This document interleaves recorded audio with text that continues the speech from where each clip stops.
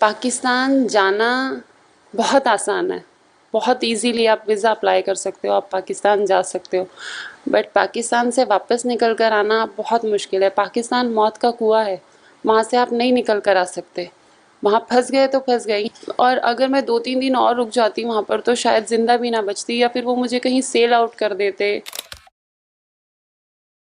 Whenever John Abraham backs a project as a talent and especially as a producer, I get curious about the project, especially if the themes are socio-political. When I think of projects like Madras Cafe and Parmanu especially, I conclude that I would much rather support and rave about these original stories, not only because they are well made, but because it's so far away from the incessant remakes and mediocrity we are sold week in and week out. I have always considered John Abraham to be a lone wolf of sorts in the industry, backing original and compelling stories, but getting little attention from the masses as a leading man. But it's just the tenacity to back such themes, irrespective of the outcome, that really makes me root for him. The Diplomat, directed by Shivam Nair, the director who previously made Naam Shabana, focuses on the real-life story of Uzma Ahmed, played in the film by Sadia Khateeb. The film focuses on the swift and clever mission executed by the Indian High Commission in Pakistan, led by JP Singh, played by John Abraham, and Sushma Swaraj, played by Revati. How does a woman fall in love with a man and land up in the Bunair district of Pakistan, an area that even locals fear venturing into? Why does an Indian woman feel compelled to marry this man? What is the strategy she executes in order to escape and seek for shelter with the Indian High Commission? And more importantly, how do the diplomats ensure a safe passage back to India, especially in the politically volatile environment between both the countries? Forms the basic premise of The Diplomat, described even by John Abraham as India's answer to Argo, but something that peaks and is different due to its emotional story. Here's me telling you the good and bad aspects of the film so that you guys can ultimately decide whether to watch The Diplomat in theaters or not. The underwhelming aspects. Missing elements. The film is an extremely tight-knit, slick and effective thriller.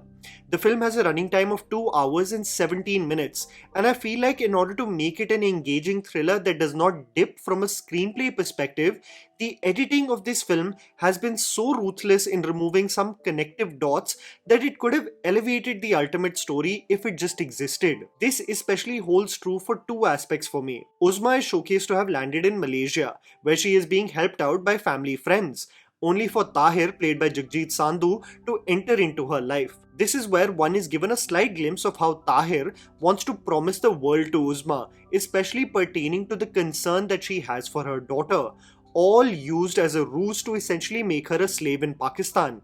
But the film's editing is so adamant in ensuring that you don't get bored that you do not see the influence that Tahir has on Uzma, especially in the formative moments of them meeting each other. How the man weasels his way inside her life, how she falls in love with him, and so blinded by this love that she is willing to leave everything and come to Pakistan, that is missing. I believe if this was established well, the shocking fate that she has to endure in Pakistan would have been way more effective. Lastly, Ashwath Bhatt in this film plays an ISI agent who is adamant in causing several roadblocks for Uzma's return to India. Throughout the movie, you wonder why this man is so obsessed in not wanting to let the Indian national return back home. And other than a character's ego getting hurt and the presumed notion that this will be a blot on the reputation of Pakistan, the motivation for such obsession does not really get established. If you go out of your way to read about several stories regarding the ISI, you can deduce that it's essentially to save face, to hide the dirty tactics utilized by the organization. But the screenplay of the film carries on in such a cut-to-cut fashion, there is literally no time spent in exposing these shady acts. I think I wouldn't mind a longer running time in just establishing these missing elements, as the film would have been faultless if it just spent some more time on these aspects. The good. Relevance of time and political sensitivity. The theme of the film and the job at hand for the Indian High Commission in Pakistan is something that especially stayed with me after watching the film. The title of the film is described as a true hero needs no weapon, and in an environment that is so politically volatile, an atmosphere that can become so violent out of nowhere, It truly is commendable that the Indian officials have pulled off this in such a high-pressure situation. The circumstances took place in 2017. This is just a year after the Uri attack, also taking place a year after the incarceration of Kulbhushan Jadhav on Pakistan soil. So the relationship between India and Pakistan is at a boiling point. While one acknowledges that there are good and bad people in any country, for one to assume that all the official processes will be done smoothly, especially the case of an Indian national married to a Pakistani wanting to return home, it would be extremely naive. The film from a storyline perspective is so fascinating that it will immediately compel you to research about not only Uzma Ahmed and her story, but the exceptional work done by the Deputy Commissioner JP Singh and the Minister of External Affairs at the time, Sushma Swaraj. Building up the tension and lack of jingoism. The film exceptionally builds tension throughout its screenplay. While I still wholeheartedly believe that it could have spent more time in establishing key details, it really does overwhelm you on the deep dark hole beyond return Uzma finds herself in. There were several moments where I found myself talking to the character of Uzma on screen, irritated on how she is getting swayed by someone who clearly has ill intentions. I don't care how much in love you are, but the moment a partner guarantees you the world and wants to take you home, and it literally looks like the vast nothingness of Bonaire, I would genuinely just want the first flight back to India. There are snorri cam shots, shots when the camera is rigged on the characters of Uzma entering into an establishment that seems to be just a den of slaves, and it just hits you right in the gut on the horrors that may follow. There is this heartbreaking sequence of Uzma undergoing the torture at the hands of Tahir, and it's exceptionally portrayed and performed by Sadia Khateeb. Everything becomes numb. The deafening silence is painful as the camera only focuses on the life in the eyes of Sadia slowly fading away. The film has a consistent energy of keeping you on your toes as a viewer, genuinely building up tension as Uzma makes it her life goal to escape. This is especially true for the climax portion of the film, when the ultimate escape is taking place, choreographed in the most grounded and realistic manner.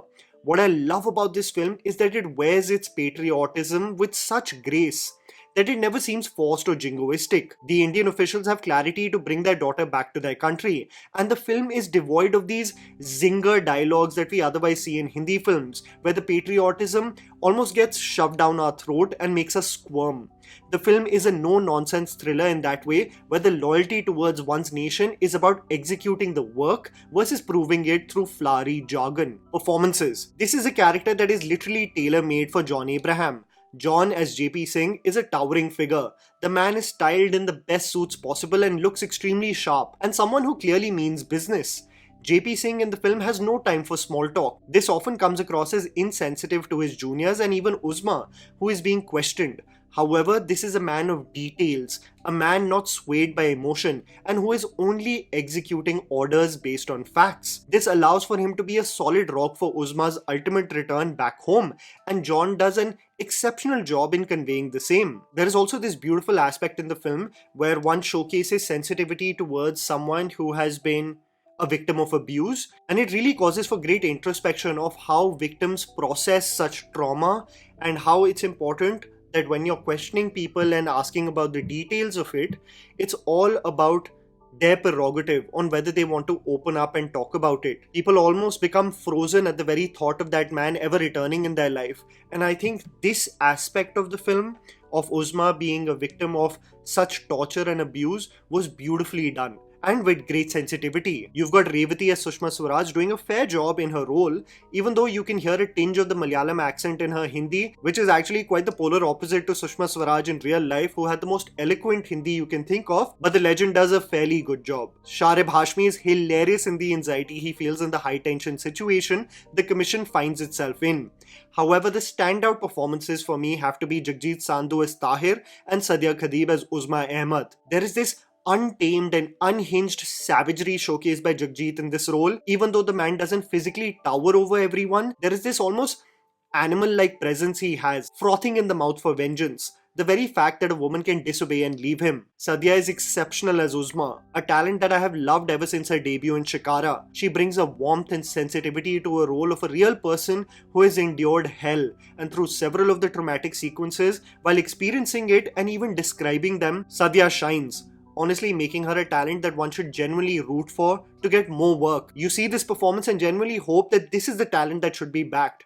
and not what we see all around us. The Diplomat becomes another addition to John Abraham's effective role as a producer in telling compelling socio-political stories based on real events. It's understated yet effective in its politics, and even though the film is not making the waves I would love for it to do on the box office windows, I would urge all of you to give it a watch in theaters. More than just supporting an underdog like John, it's a story that needs to be shared with everyone in India. And that was a video, guys.